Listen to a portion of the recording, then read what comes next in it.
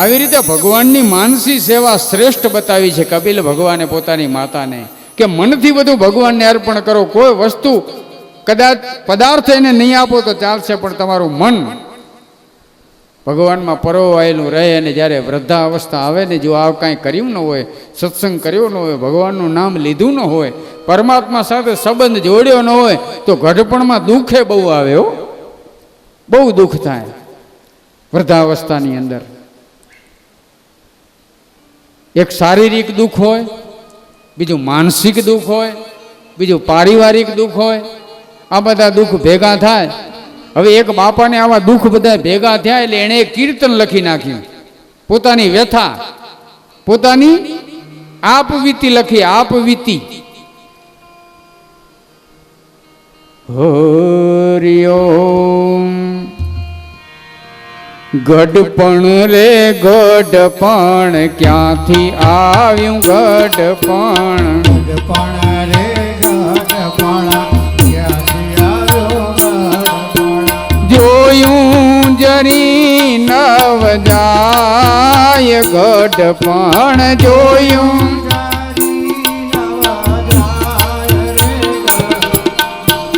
કપિલ ભગવાન માતા દેવતીને કહે છે કે માં આવી હાલત ઘટપણમાં ન થાય ને એના માટે ગોવિંદ ગાજો, ભગવાનનું ભજન કરજો, સત્સંગ કરજો, નહીતર કેવી હાલત થાય ઘટપણમાં, વૃદ્ધાવસ્થામાં.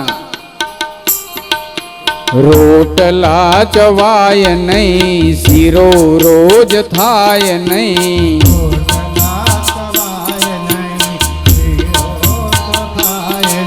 હવે તો બધું બનાવી દે સાસુ સસરાને, પુત્ર વધુઓ છે ને. આ ખોટું નથી, ખોટા વખાણ તમને પ્રસન્ન કરવા માટે નથી કરતો, રાજી કરવા માટે.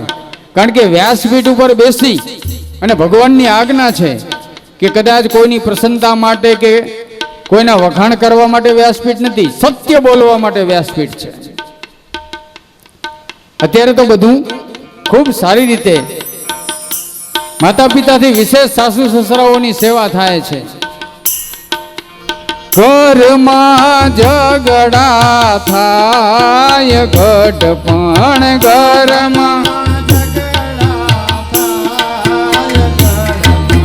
ઘટપણ રે ઘટપણ ક્યાંથી આવ્યું ઘટપણ,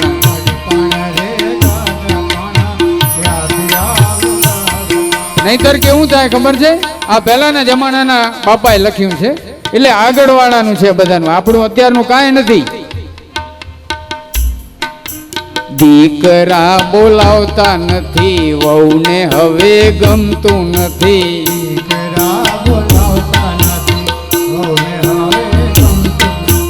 દીકરા બોલાવતા નથી, વહુને હવે ગમતું નથી,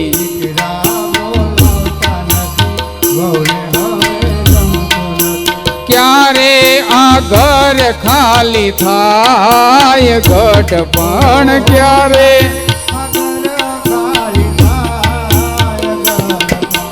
ઘટપણ રે ઘટપણ ક્યાંથી આવ્યું ઘટપણ,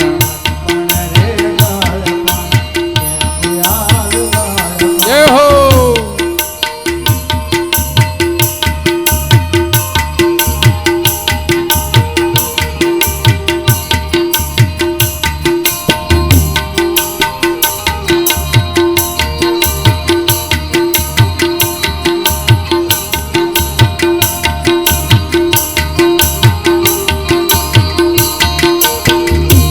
બહુ દુઃખદાયી ઘટપણ. આંખે દેખાય નહીં, કાને સંભળાય નહીં, આંખે દેખાય નહીં, કાને સંભળાય નહીં, સંભળાય નહીં તો ઉપાધિ ઓછી. અને દુઃખ ન કહેવાય, સુખ કહેવાય. જેમ થાય જેમ બોલે એમ બોલવા દેવાના. આંખે દેખાય નહીં, કાને સંભળાય નહીં, આંખે દેખાય નહીં, કાનથી સંભળાય નહીં, ખૂણામાં ખાટલો ઢળાય ઘટપણ, ખૂણામાં ઘટપણ રે ઘટપણ ક્યાં ક્યાંથી આવ્યું ગઢપણ.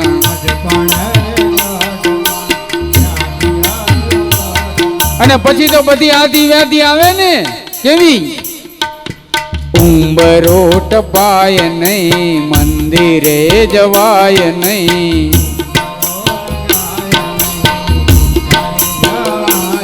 કાં તો કે ગુડા દુખે ગુડા, અત્યારે જ્યાં જાઓ ત્યાં એક જ રાડ, એક જ ફરિયાદ. 40 રોટ પાય નહીં, મંદિરે જવાય નહીં.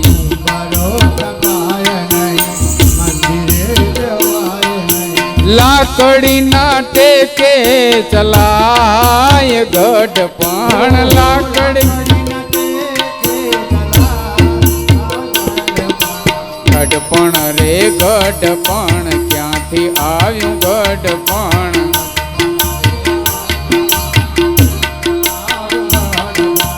એવું સમજીને તમે ભજો ભગવાનને.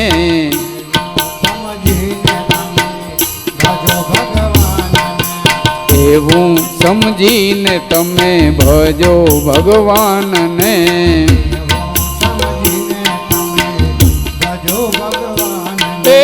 ઉતારે ભવ પાર ગઢપણ. ઉતારે ગઢપણ રે ગઢપણ, ક્યાંથી આવ્યું ગઢપણ. આમ કપિલ ભગવાને માતા દેવહૂતિને સુંદર ઉપદેશ આપ્યો. માતા દેવહૂતિને ત્યાં કને મુક્તિ મળી.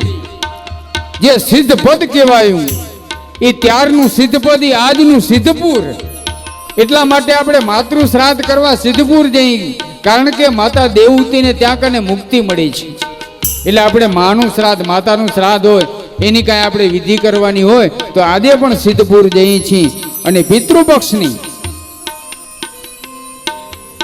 એ ક્રિયા કરવા માટે આપણે ગયાજી જઈએ. ત્યાં કને ગયાસુર રાક્ષસને વરદાન મળેલું છે. ભગવાને ત્યાં વરદાન આપ્યું છે કે આ ગયાજીની ભૂમિ ઉપર સમીના પાંદડા જેટલો, સમી એટલે ખેજડાના કંડીના જે પાંદડા હોય ને એના જેટલો પણ પિંડ ત્યાં કને મૂકવામાં આવે ને તો એના 71 સતકુડોનો ઉદ્ધાર થાય છે. કપિલ ભગવાન ત્યાર પછી ગંગા સાગરના કિનારે ગયા અને આજે પણ ત્યાં કને ભગવાન બિરાજમાન છે. ગંગા સાગર કલકત્તા પાસે છે. સબ તીર્થ 12 સબ તીર્થ 12 ગંગા સાગર 1 એટલે જીવનની અંદર એક વખત તો એ ગંગા સાગરમાં સ્નાન કરવા માટે જવું જવું અને જવું. અમે જઈ આવ્યા છીએ, તમે પણ ઘણા બધા જઈ આવ્યા હશો ત્યાં કને. તો સુખદેવજી મહારાજ પરીક્ષિત રાજાને આવી સુંદર કથા સંભળાવે છે.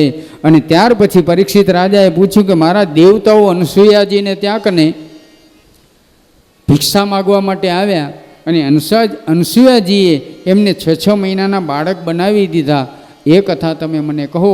એક વખત નારદજી ફરતા ફરતા વૈકુંઠમાં આવ્યા, લક્ષ્મીજીને વાત કરી. લક્ષ્મીજી કહે છે કે તમે બહુ આનંદમાં છો. નારદજી કહે આજે તો હું અનસુયાના આશ્રમેથી આવું છું, ત્યાં મને પ્રસાદ મળ્યો. જેવા અનસુયાનું સતીત્વ છે, અનસુયાની જેવી નામના છે અને અત્યારે જે અનસુયાના ભક્તિભાવ ચાલે છે એવા ક્યાંય કોઈના ચાલતા નથી.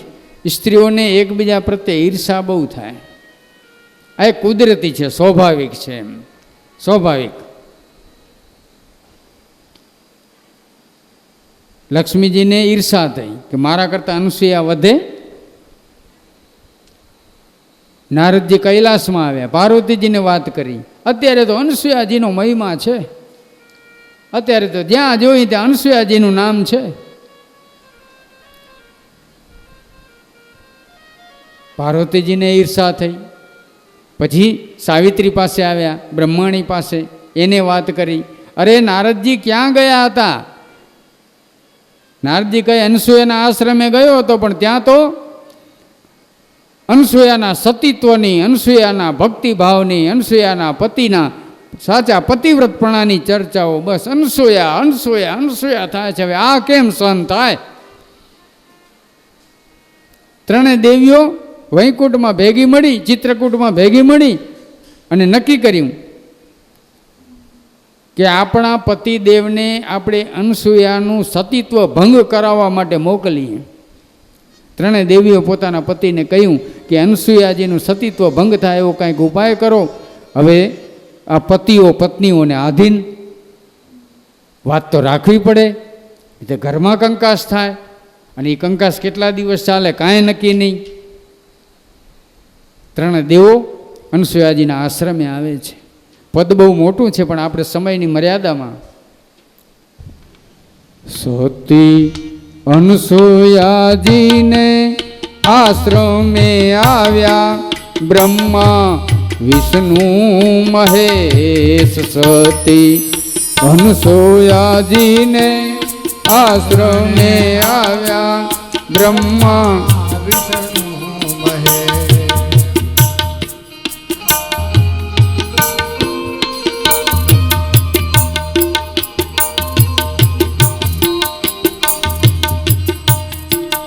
ત્રણે દેવો મળી કરીને આવ્યા સતીને દ્વાર.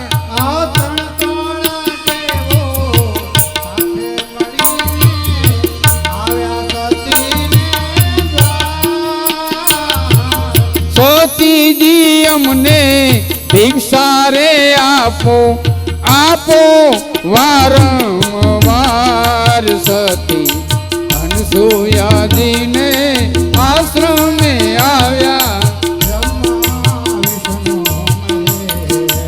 સતી અનસૂયાજીને આશ્રમે આવ્યા બ્રહ્મા વિષ્ણુ મહેશ. ત્રણે દેવો આવ્યા. ભિક્ષાંદેહી કહીને ઉભા રહ્યા. સંન્યાસીનું વેશ, સંન્યાસીનું રૂપ લીધું ભગવાને. બ્રહ્મા વિષ્ણુ મહેશ ભિક્ષાંદેહી કરી અને જ્યાં ઊભા છે અનસૂયાજીને એમ થયું કોઈ સાધુ સંતો ભિક્ષા માટે આવ્યા છે. ભિક્ષાનો થાળ લઈને અનસૂયાજી બહાર આવે. નહીં માં, આવી રીતે નહીં. નિર્વસ્ત્ર થઈને આ ભિક્ષા આપો, ઉઘાડે અંગ. સતી સમજી ગયા આ કોઈ સામાન્ય સાધુ સંતો નહીં. અને બ્રહ્મા વિષ્ણુ મહેશ એક સતી સ્ત્રીને એમ કહે કે તમે નિર્વસ્ત્ર થઈને ભિક્ષા આપો? ક્યારેય નહીં. એનો અર્થ એમ થાય, એનો અર્થ શું છે કે વાસના રહિત બની આપણી અંદર જેટલા દુર્ગુણ છે એ દુર્ગુણોનો ત્યાગ કરી અને સાધુ સંતોને આપણે ભિક્ષા આપી. વાસના રહિત બનીને ભિક્ષા આપો. બ્રહ્મા વિષ્ણુ મહેશ તો કોઈ સતી સ્ત્રીને એમ કહે નહીં ઉઘાડે અંગ ભિક્ષા આપો. સમજી ગયા સતી. તરત જ પતિવ્રતા સ્ત્રી છે, જળની અંજલિ છાંટી ત્રણે દેવતાઓને 6 મહિનાના બાળકો બનાવ્યા અને પછી આ પતિવ્રતા સખી ધ્યાન ધરે છે. પતિનું જળ ભરીને અંજલિ છાંટી, જળ ભરીને અંજલિ છાંટી, દેવોને બનાવ્યા બાળ